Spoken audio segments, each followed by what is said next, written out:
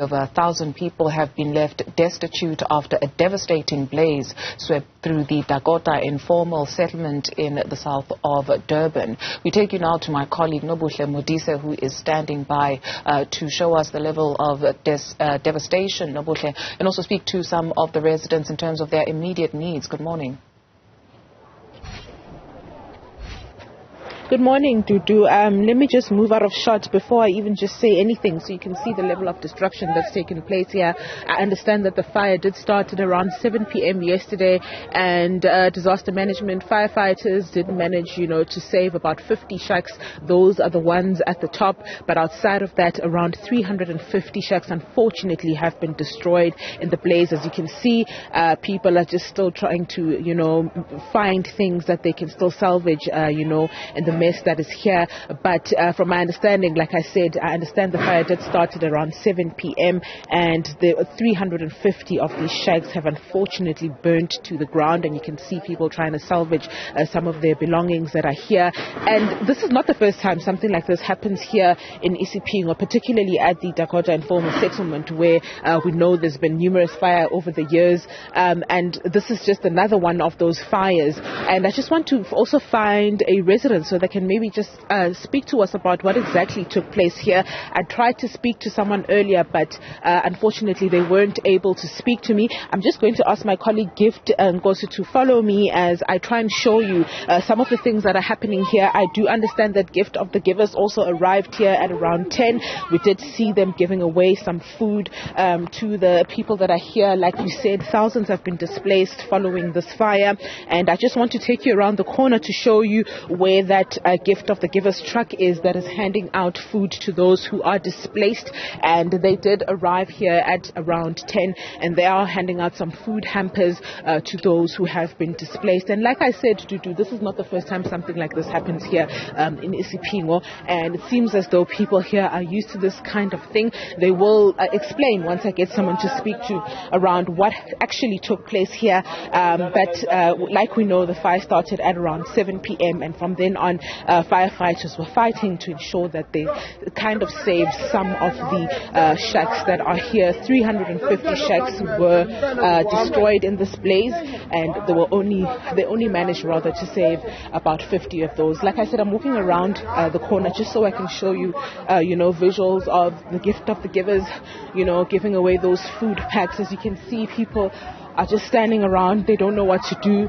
They're obviously very hungry, and this has come in handy. A lot of them weren't able to save many of their things. You saw those visuals when we were still around the corner, where people were trying, to save what they could. This is the stretch of road before you get to the informal settlement, and this is where Gift of the Givers was then giving away those food hampers. It seems as though they've moved further up the road. I'm not sure. When we arrived here earlier, they were here where I am standing, where I'm walking right now, but it seems they've moved away. But I will try and find them and see what's happening there. But you can see a lot of destruction here, a lot of devastation. People are still trying to salvage what they can from their belongings, and things have essentially burnt to the ground. A lot of them are standing on the side of the road not knowing what to do. Gift of the Givers is here to lend a helping hand. I'm just trying to find that truck that was here earlier. It seems it has moved away, but in the meantime I'll try and speak to some of those who've unfortunately lost their homes in the blaze that took place here last night. But as you can see, as I'm walking, there's a lot of destruction.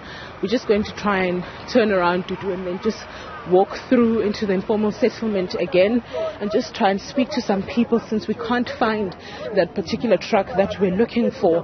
But we're just going to walk back into the informal settlement so I can show you again the level of devastation that is taking place here. People still trying to find some of their belongings in the ash that is here. I've got a resident here. Maybe he'll want to speak to us. Sabana babunjan. Ngiyaphila. Nawe umunye wabantu oshele umuzi la? Yebo. Ngisacela usichazele ukuthi kwenzakaleni izolo baba. Ikhona mhlawumbe into oyaziyo? Ngeke ngikamba mama ngoba ngesikhathi ngifika bese kuvele sekusha.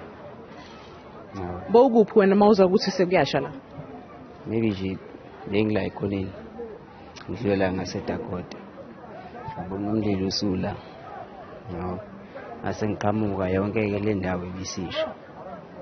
Wena umuzi wakho umuphi? Ngiyakubona ukuthi ume la inhliziyo yakhe ibhlungu. Kwenzakalani? Ngicela ungichazele ukuthi wakho umuzi ungakuphi baba. Mina imindlu engirent engihlala kuyona ile lapho. Yabo nje lela. Njengoba kuyile ndishi le DS nayo yona la. Ngala kuza khona labafowethu lapho. Laba EFF. Kushe yonke into lapho. Into esindile nje mhlawumbe ngathi ikhabethe namabhodwe. Okwento ezokugqoka, ingubo zokulala, umbhede, imesi nje. Manje njengoba ume la wena awuzama ukuthola mhlambe okuncane mhlambe kusele noma usigive up? Hey, ngigive upile mema umqondo umila ngazi ngathatha ini ngiyibeke kuphi. Yabonga kakhulu baba. As you can hear, Dudu, this gentleman that I've just spoken to is just, still in a state of disbelief. He's saying he's just standing here because he's numb. He doesn't know what to do. He's essentially lost everything in the fire. He was just pointing out to us which one was his shack, and he's pointed one to the left here, and he's saying the only thing that's left behind to do is a kitchen cupboard, and that's all that's left of his belongings. And he's saying he's just standing here helpless because he doesn't know what to do. We also know that some of those who are displaced have been housed at a community hall that's nearby. We will try and find that community hall so we can see what it looks like. But at the moment, it seems like most people are still here trying to salvage what they can, and others are at the community hall. And like the gentleman that I spoke to right now, he's just standing here helpless. He's not even trying to go through, any of the ash here to find any of his belongings because he feels as if everything is gone.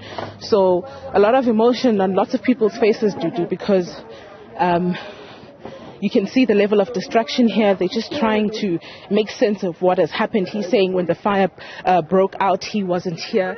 He came here and found everything on fire. So these are the scenes of devastation.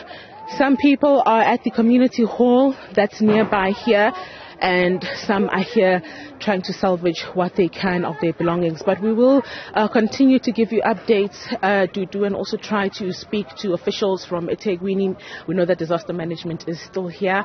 We'll also, try and speak to somebody from the Gift of the Givers, because like I said, we did see them hand out some food hampers earlier. But yes, we will be crossing back to you in the next hour just to update you on what else is going on here at the Dakota informal settlement in Isping. Nobuhle Modise, thank you very much for that update.